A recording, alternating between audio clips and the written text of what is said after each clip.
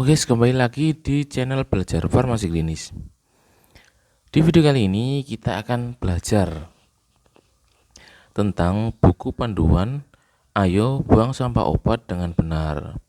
Buku dari Badan POM edisi tahun 2024. Jadi baru tahun kemarin.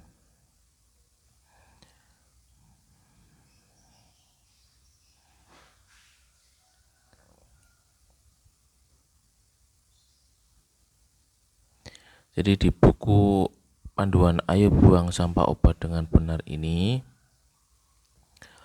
tujuannya ya meningkatkan kesadaran masyarakat untuk menjaga lingkungan hidup dari sampah obat di rumah tangga. Meningkatkan kesadaran, pemahaman, dan keterlibatan masyarakat dalam pengelolaan sampah obat dengan benar. Tujuan yang ketiga, sampah obat yang dimiliki masyarakat dapat dikembalikan ke apotek untuk dapat dimusnahkan sesuai ketentuan. Dan tujuan yang keempat, menumbuhkan peran lintas sektor terkait untuk bersama-sama dengan pemerintah melakukan upaya peningkatan peran masyarakat yang secara tidak langsung dapat mengurangi sampah obat, peredaran obat ilegal, dan penyalahgunaan obat. Dan tujuan yang kelima, optimalisasi program CSR untuk melakukan edukasi dan pemusnahan obat yang dikembalikan dari masyarakat.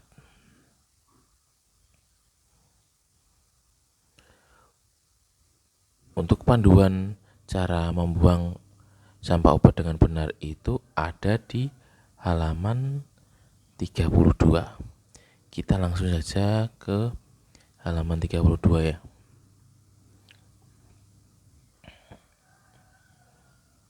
Nah, ini lampiran 1, cara membuang sampah obat dengan benar.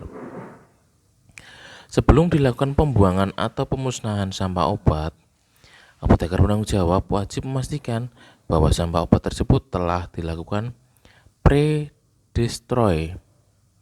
Pre-destroy dilakukan dengan merusak bentuk sediaan dan menghilangkan identitas produk. Hasil pre-destroy dikemas sedemikian rupa sehingga rincian obat dan bahan tidak dapat diketahui oleh pihak yang melakukan pemusnahan. Pre-destroy dilakukan untuk mencegah pemanfaatan kembali atau terjadi kebocoran obat dan bahan obat. Kemudian untuk sediaan obat padat, tablet, kaplet, kapsul, dan supositoria. Cara membuang sampah obat dengan benarnya itu, tablet, kaplet, kapsul, supositoria dikeluarkan dari kemasan aslinya atau kemasan primer. Sediaan obat padat dihancurkan dan dicampur dengan bahan limbah lainnya sehingga tidak dapat digunakan kembali. Pastikan partikel debu tidak dilepaskan ke udara. Untuk sediaan obat padat antibiotik, penghancuran harus ditambah cairan asam dan atau basah atau dihancurkan menggunakan metode enkapsulasi. Kemudian langkah yang keempat untuk sediaan obat padat, tablet, dan supositoria ini, simpan campuran dalam wadah untuk kemudian dilakukan apa ini lanjutnya? Dilakukan untuk dihancurkan bersama limbah B3 medis lainnya secara mandiri atau bekerjasama dengan pihak ketiga. Seluruh kemasan primer dihancurkan dengan cara disobek atau dijajah untuk kemudian dibuang ke tempat sampah non medis. Untuk kemasannya ya masuk di tempat sampah non medis.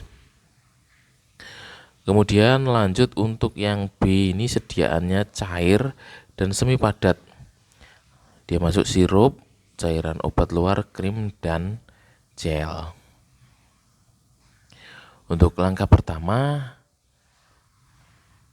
periksa apakah terdapat endapan di botol. Jika ada endapan atau obat mengental, tambahkan air dan kocok untuk melarutkan. Tuang cairan dan sediaan semi padat ke dalam wadah sehingga bercampur dengan bahan limbah lainnya agar tidak dapat digunakan kembali. Limbah cair kemudian dapat dibuang melalui wastafel atau WC. Sediaan cair yang mengandung antibiotik harus dilarutkan dalam air terlebih dahulu selama beberapa minggu, baru kemudian dibuang menuju WC. Untuk menghilangkan penyalahgunaan, bekas wadah obat berupa botol plastik, pot plastik atau kaca dalam bentuk gelas, dan tub dibuang dengan cara menghilangkan semua label dari wadah dan tutup. Bisa dengan merusak wadah dengan cara digunting, dicacah atau dipecahkan untuk kemudian disimpan dalam wadah yang dilapisi kantong plastik. Ini untuk yang sediaan cair ya, dan semi padat dalam bentuk sirup, krim, gel, dan seleb juga. Selanjutnya obat cair atau padat dalam bentuk ampul. Contohnya untuk injeksi-injeksi ya. Ampul atau vial dibuka dan isinya dimasukkan dalam wadah. Ampul atau vial harus dibuang di wadah limbah B3 medis. Obat cair atau padat dalam ampul atau vial yang mengandung antibiotik harus dilarutkan dalam air terlebih dahulu selama beberapa minggu, baru kemudian dibuang melalui WC. Penanganan harus menggunakan APD berupa masker, sarung tangan sebagai tindakan keamanan dan mengurangi resiko cedera dari benda tajam. Kemudian untuk obat berupa inhaler atau aerosol. Yang pertama, obat dengan formulasi berbentuk inhaler atau aerosol harus dikeluarkan atau disemprotkan perlahan ke dalam air untuk mencegah tetesan obat memasuki udara. Cairan atau padatan inhaler yang dihasilkan dilarutkan ke dalam air, lalu dibuang pada saluran pembuangan air, wastafel atau WC. Pastikan wadah inhaler atau aerosol sudah kosong. Wadah inhaler maupun aerosol yang sudah kosong jangan dilubangi, digebengkan, atau dibakar karena mudah meledak. Wadah inhaler atau aerosol dibuang melalui perusahaan pengelola limbah B3 berizin. Khusus aerosol ini jika kosong itu memang bisa meledak. Kemudian obat rusak dan kadaluarsa dalam bentuk benda tajam. Misalnya ini prefilet insulin. Insulin ini kan ada jarumnya ya, jarum insulin yang kecil-kecil tapi tajam. Untuk cara buang sampah obat dalam bentuk insulin ini, limbah benda tajam dikumpulkan, baik yang telah terkontaminasi atau tidak. Isi obat dikeluarkan mengikuti kaidah pengelolaan obat bentuk padat, setengah padat maupun cair. Limbah benda tajam ditempatkan pada kontainer yang tidak tembus dan dapat dibuang melalui perusahaan pengelola limbah B3 berizin. Beri label peringatan pada bagian luar kantong. Ini untuk limbah-limbah benda tajam insulin itu ya.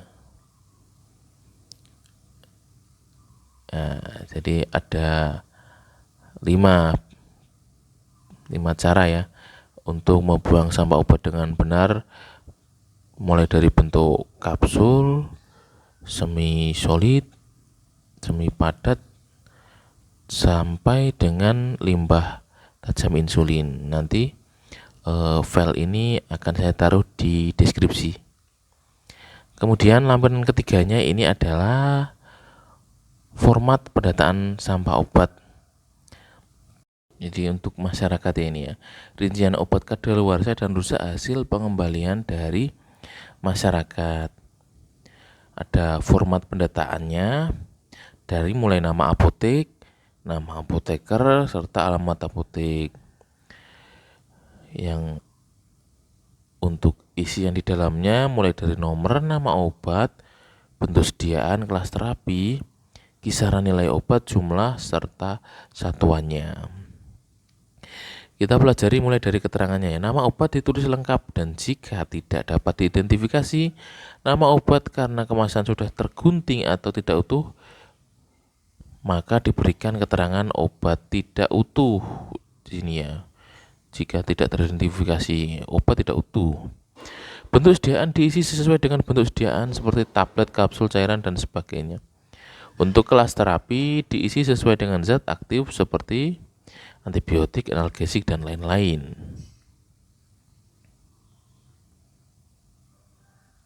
Kisaran nilai obat diisi sesuai jumlah obat yang dikembalikan. Jumlah obat yang disesuaikan dengan jumlah yang dikembalikan seperti tablet ya. Satuannya tablet, ada berapa tablet. Satuan obat diisi sesuai dengan jumlah obat yang dikembalikan. Seperti obat dikembalikan dalam bentuk strip hanya sejumlah 3 tablet, maka jumlah obat ditulis satuan 3 tablet ya. Ya, sudah selesai. Baik, selesai sudah belajar kita kali ini. Kita ketemu di video berikutnya. Salam belajar farmasi klinis, semangat belajar.